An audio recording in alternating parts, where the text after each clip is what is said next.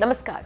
जब भी किसी राज्य में चुनाव होते हैं उस वक्त नेताओं राजनेताओं द्वारा ऐसे वादे किए जाते हैं कि सुनने वाले के भी होश उड़ जाए।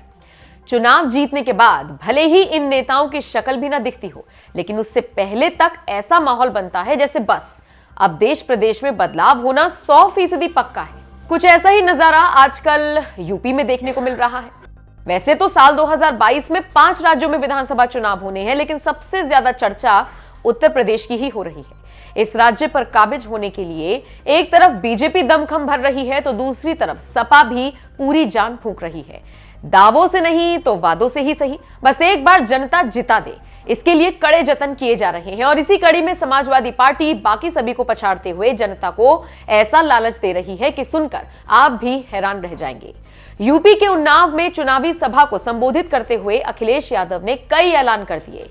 उन्नाव की धरती पर खड़े होकर सपा मुखिया ने कहा, अगर सपा की सरकार बनती है तो कानपुर से उन्नाव तक मेट्रो चलेगी। इसके अलावा सपा सरकार में सांड के हमलों में जिन लोगों की मौत हुई है उन्हें 5 लाख रुपए दिए जाएंगे। साइकिल दुर्घटनाओं में मारे गए लोगों को सरकार 5 लाख का मुआवजा देगी। अखिलेश यादव ने साफ कहा, आप मेरी भविष्यवाणी सुन लीजिए कि साल 2022 में समाजवादी की सरकार ही बनने जा रही है।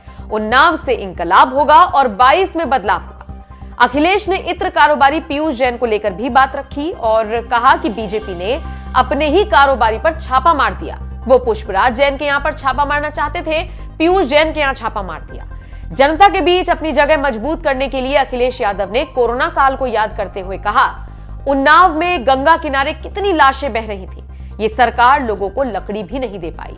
कोरोना काल में लोगों की जानें गई, ये बीजेपी की नाकामी है। सरकार दवाई का इंतजाम कराने में फेल रही। अखिलेश ने कहा, कोरोना की जिम्मेदारी किसी और की नहीं, सिर्फ बीजेपी की थी। अखिलेश यादव ने योगी सरकार को भी आड़े हाथों लिया और साफ तौर पर कह दिया कि इस सरकार ने गरीबों को सिर्फ धोखा दिया है। कानपुर मेट्रो को लेकर सपा मुखिया ने कहा, यह भी समाजवादियों की ही देन है, यानी इसका क्रेडिट भी अखिलेश ने खुद की सरकार को ही दे दिया। बहरहाल अखिलेश सरकार के इस दावे पर आपका क्या कहना है? अखिलेश द्वारा योगी सरकार पर लगाए गए आरोपों पर आपकी क्या राय है? कमेंट करके हमें जरूर बताएं।